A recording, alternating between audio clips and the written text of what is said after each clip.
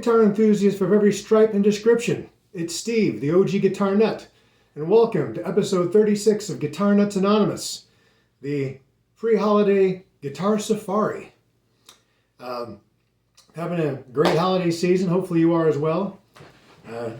It's Xmas Eve here in Nashville, Tennessee, and virtually everywhere else in the world, depending on your time zone. It's been an interesting season. There's one of you now. We passed that all-important 1,000 subscriber mark. At the moment, we're sitting at 1,005. Thank you very much. Appreciate all of you. That means that from here on out, I'll be able to make pennies by forcing you to sit through annoying videos. My videos, even annoying videos. Sitting through annoying advertisements, that's it. Yay. But in all seriousness, thank you for subscribing, and I appreciate it. I never actually thought that I would get to 1,000 subscribers when I started this channel. And it's just really cool to think that there's, 1,000 of us out there sharing our love of these six-string and beyond beasts, So that's great. Speaking of the holiday, I want to share with you, I went to an annual Eve before the Eve party last night with some friends, and they had a so-called Dirty Santa gift draw. And I wound up coming home with a Marshall key hanger set. Very cool. You attach this, well, it looks very much like a tiny Marshall head to the wall. And then it comes with 4 quarter-inch jacks that you attach your keys to, and they insert. And yeah, it's a very cool thing. I always wanted to get one of these. I've seen them for sale many times before. But not only did I get one in the giveaway, but it's the rare Silver Jubilee version. So very cool. I want to thank my good friend Damon Lescott. He's the one who brought this to the giveaway, and I was lucky enough to be the one to get it. So Damon, for those of you who don't know, played for years as Meatloaf's guitar player. He's a great guy and a good friend of mine. So thanks, Damon. What else? Oh, Guitar Safari. Let's just get on to it, shall we? What the heck? I got a nice little holiday bonus from my boss, and it coincided with taking a trip up to Indianapolis with my wife to visit the in-laws. So I decided I would make a big trip making the rounds of local pawn shops and whatnot in the Indianapolis area. Scored a few interesting things, and then came home and immediately scored a couple of interesting things here as well. So I'll just share them with you. For a start, I went into the very first pawn shop I went into in Indianapolis, and they had a couple of guitars on the wall, nothing special. And the woman at the counter said, "Hey, anything in particular you're looking for?" And I said, "Well, I'm a guitar guy. I just wanted to see what you have." She said, "Well, we have a couple of things coming out today if you're interested in seeing them. They're not even priced yet." And I said, "Yes, I would be interested in seeing what you have." So she brought out a Schecter 6-string bass, not 6-string, octave down guitar, but actual wide neck tuned B to C, one of these huge things. I wasn't interested in that. When it comes to actual basses, I don't go beyond 4 strings.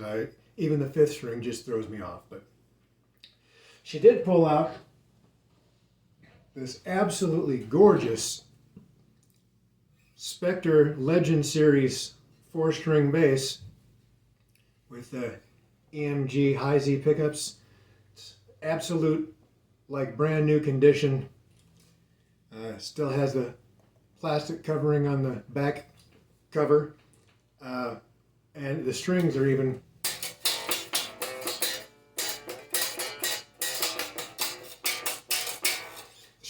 still new.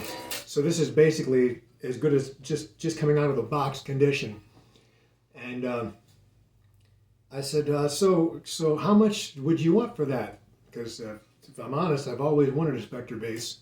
My brother has one, and they were all the rage back in the 80s. So uh, she got on her little computer there and she says, "What would you say to $140?"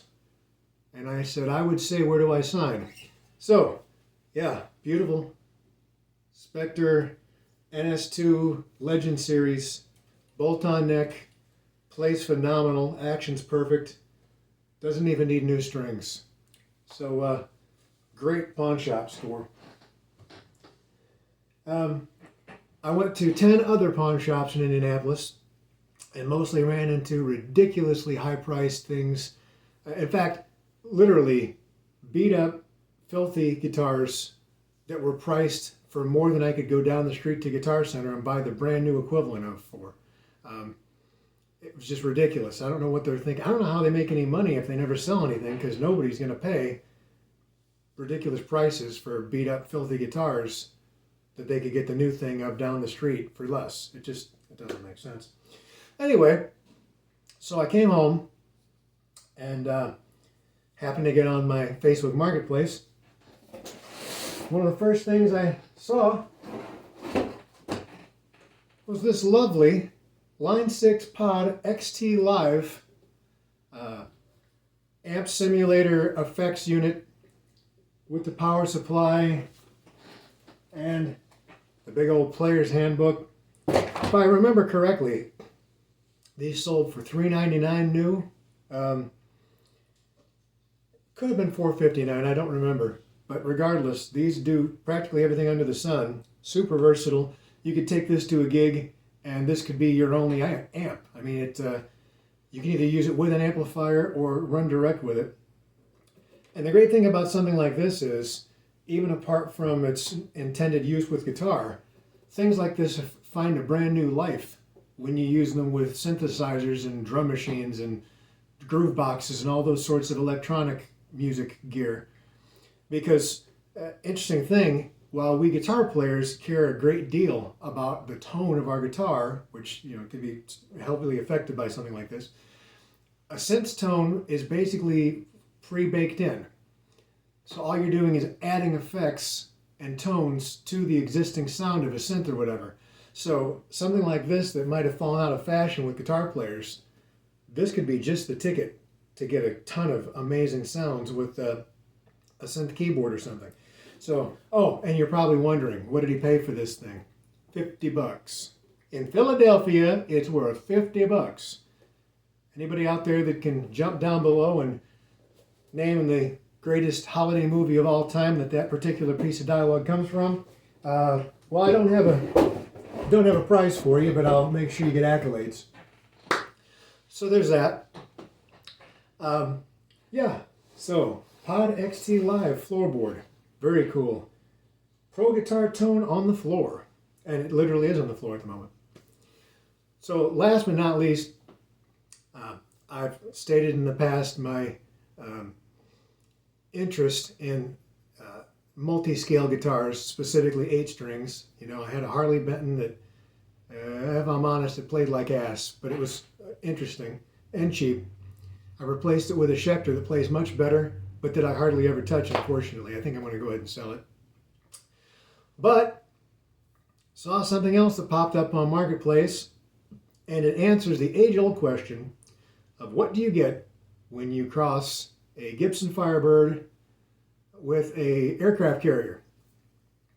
The answer is something very much like this. This is a replica of the Ibanez Meshuggah model.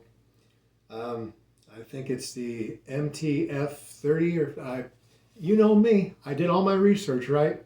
But it's it's not identical because it has this nice hardtail bridge.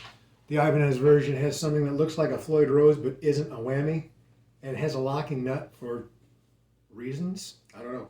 This makes a lot more sense. But neck through construction, actually an amazing guitar. I think I'll actually play this one. I'm enjoying the heck out of it. I currently have it tuned with a G sharp on the bottom, F sharp on top, simply because the strings on it are way too light. I want to be able to take it down to normal F sharp to E, as is the normal 8-string tuning, but I need to get some heavier strings on it first, but I will. But again, the Meshuggah model, Ibanez, sells for in excess of $3,000. In fact, watching Andrew Baina the other day, he had bought one. If you ever watch Andrew Baina's channel, and he's in Canada, he had up there they're $3,600. So poor Canadians really get stuck. Not nearly as bad as you Australians out there. I mean, you guys, it blows my mind what you poor folks have to pay for gear. But what do we have to pay? Replica of a $3,000 guitar, $200. Yeah, that was the deal of the month right there. Well, I guess the deal of the month would actually have been that Kramer Voyager that I picked up. I mentioned in the last episode short. But yeah, if any of you out there are curious and actually seeing a review and demo of this bad boy, let me know in the comments below. Otherwise, I'm just going to play the crap out of it and enjoy it. But yeah, I'm really digging this thing. So that's really all that I had to say. And of course, you know, a huge thank you to all of you for subscribing. If you're watching this and haven't subscribed, you know, do us and yourself a favor and go down below and click the subscribe and the notification bell. If you have any comments, suggestions, rude words, leave them in the comments below as well. And regardless of what holiday you do or don't celebrate, hoping you're having a wonderful season and a great day. And, you know, just happy to have you here, happy to be here. And there's 1,000+ of us out there, so how cool is that? The answer, pretty darn cool. So, till I see you next, stay cool, stay frosty, even though it's pushing 60 degrees here on December 24th. Be good to yourself and others this time of the year and all year long. And most importantly, whether it's 6 strings, 7 strings, 8 strings, more, less, even if you got a 1-string diddly bow, play your damn guitar. Till I see you next, Steve out. Thanks.